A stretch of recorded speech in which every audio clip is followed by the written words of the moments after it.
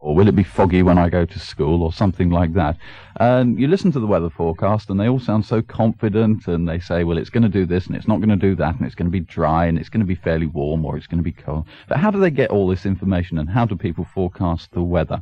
Well, we're not exactly going to look at weather forecasts next, but we will be looking at the weather with our first guest here on Boomerang after the break. First guest this morning, and it's Julian Heming, and a very good morning. Welcome to the Boomerang studio, Julian. Hello.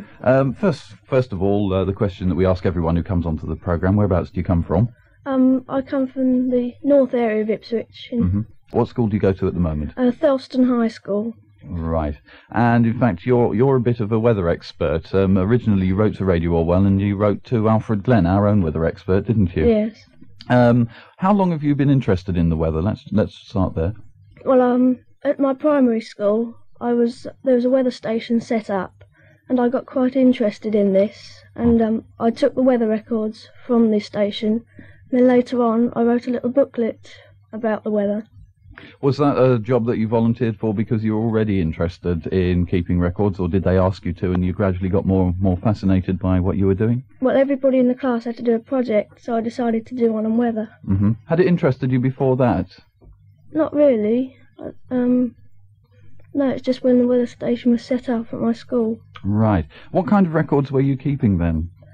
Well, I was doing the maximum and minimum temperature, and the temperatures at 9 a.m., 12 p.m, and at 4 o'clock, because I did it all at school, and rainfall and wind direction. And what did you do with all this information? Well, I just put it down on graphs, and when I left the school, the teacher wanted it, and he said he'd use it with his next classes and study it. So you were keeping things like rainfall, wind. What's this minimum and maximum temperatures? I haven't heard of that before. Well, when the temperature goes down at night, you can't be there to watch it go down, and when the mercury falls, a pin is pushed up on a maximum minimum thermometer, and then it stays at the lowest temperature. You can read it off in the morning.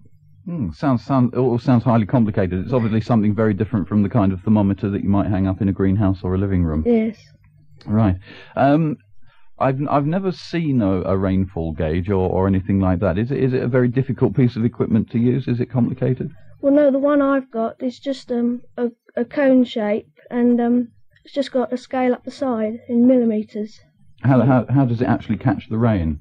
Well, the rain just falls into it, and it builds up, and you can measure it off with the scale. So you've got a funnel, and the rain falls into something that will measure the rain. Yes. I'm with you now. Almost you could make one yourself with a funnel or a jam jar or something like that, could you? Yes, we have to get the right gauge up the side. Has to be a specific measurement or something like that. Yes. The size of the funnel, I should imagine, is quite important. Yes. Yeah. If you used a very large one, you'd collect an enormous amount of rain, and if you used a little one, you wouldn't get much rain at all. Rita's? No, I don't think that's right, is it? I don't think because the rain falls over a certain area, and it will fall over the area of the funnel. So long as your container is the same diameter as the top of the funnel, you've no problem. Thank you. Right.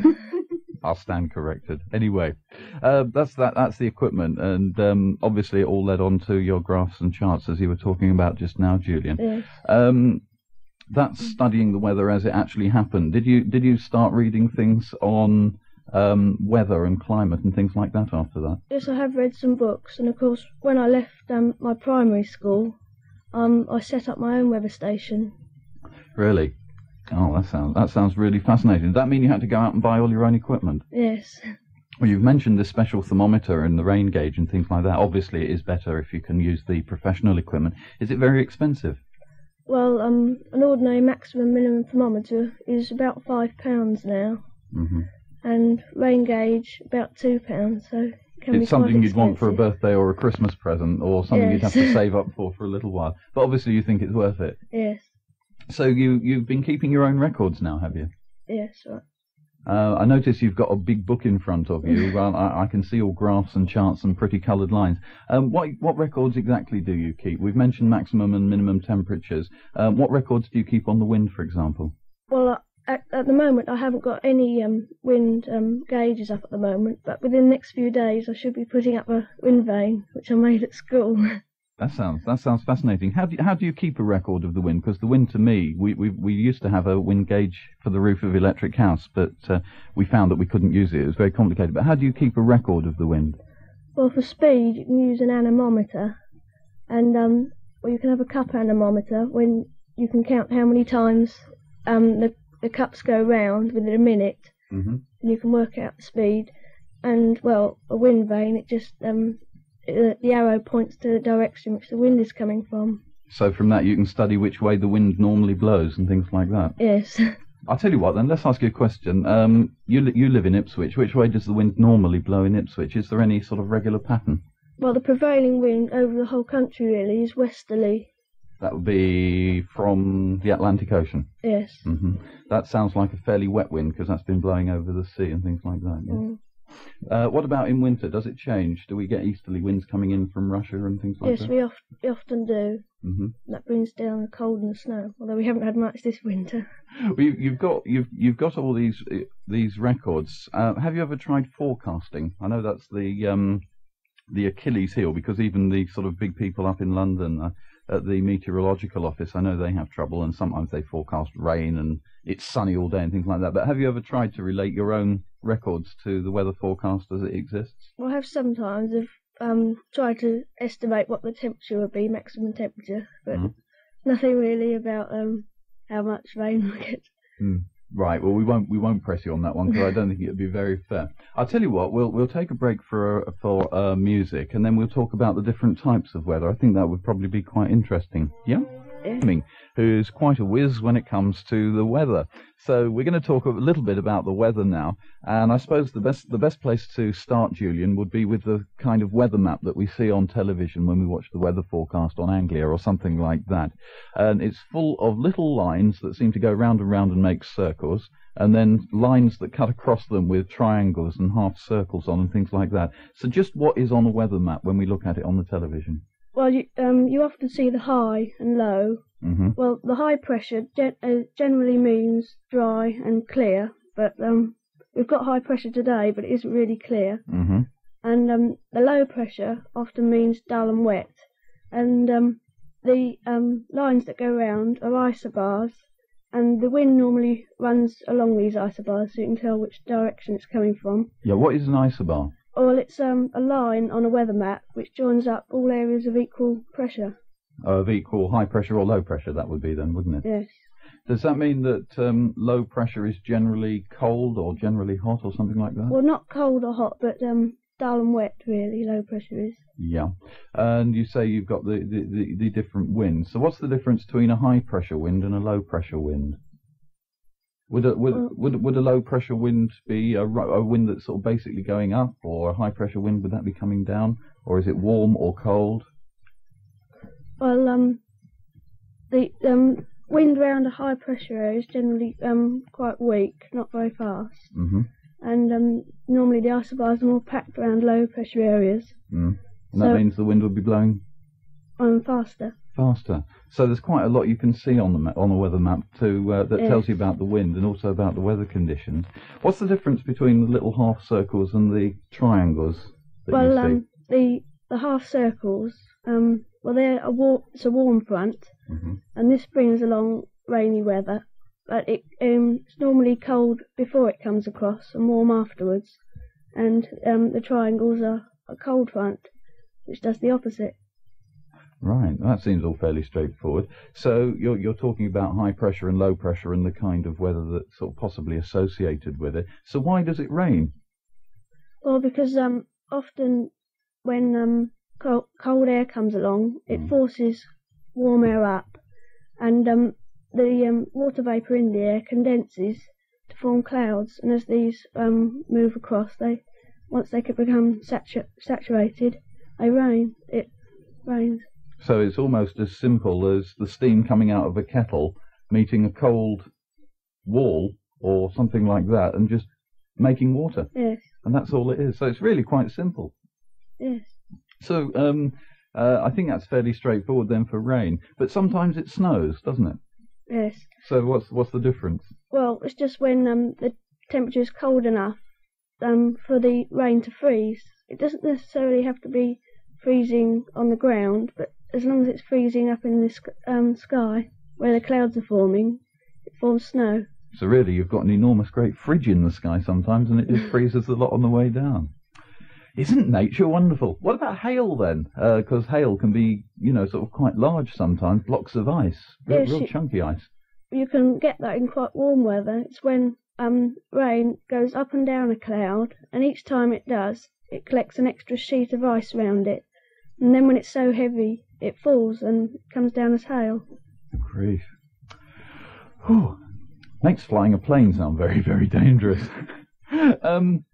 Well, you get clouds up in the sky, and something that we had a few days ago, and obviously you get a lot. It tends to come in winter, but not always, because you can get it in summer, and that's mist and fog. Well, this is when there isn't very much wind, and the cloud converges down onto the ground. But you mustn't have any wind, otherwise it just blows it all away. Ah, and does it blow it anywhere, or does it just gradually disappear of its own accord, I suppose? Yes, normally at daybreak it rises. And is that just because it gets warmer? And because there will be a bit more wind. Right, well that's rain, snow, hail and fog. I think we've covered that fairly well. One of the questions which you asked Alfred Glenn when you first wrote in, because he showed me your letter, and that is, does rainfall vary from district to district? Now, someone told me, you mentioned earlier on that the wind comes in over from the Atlantic a lot, and that means that it gathers moisture in the air.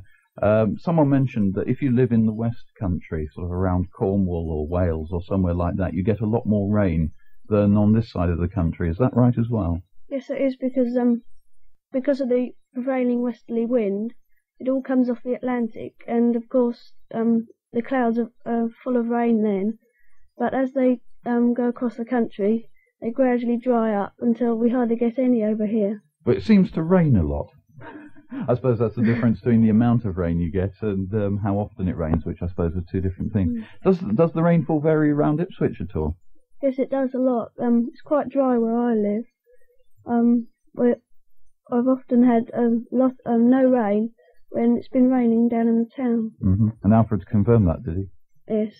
I know one of the problems we often get, because quite a few people around this way keep weather records like yourself, and they say, I live in Woodbridge, and when you say in Ipswich it's sort of 10 degrees centigrade, and it's only 8 or 9 degrees centigrade where I live, and I think someone said that's because they're closer to the sea and things like that, and if the wind will come in off the sea it will keep things cooler. Yeah. Do you find that where you live as well? Yes, it's often colder up where I live than in the town. Perhaps because there's more heat coming up from the town and the industry. Oh, of course, yes, because you get the warmth. Yes, coming off the buildings. Okay. Have you ever thought about getting together with other people to keep weather records for the whole of the Ipswich district? Yes, I have. It would be interesting to find out how it varies around town. Well, if anyone wanted to get in contact with you, would you be able to keep in touch with them? Yes, I would. Well, perhaps the best thing we can do then is give out your name and address, and if anyone wants to write to you, you can sort of perhaps give them helpful advice if they're just setting up, and generally have a weather club or something like that. Yes. Okay, right. So it's Julian Heming. How do you spell Heming? Heming. Right. And your address? 2 Henley Avenue, Ipswich. Right. So that's Julian Heming, 2 Henley Avenue, Ipswich. And if you haven't got a pencil and paper and can't write that down, ring us up after the programme or drop us a line and we'll put you in touch with Julian. Julian, thanks very much indeed for coming into the studio this morning. After you leave here and you've been through school and college and university or anything like that, do you want to become a weather forecaster? Yes, I want to do something to do with the weather. Right.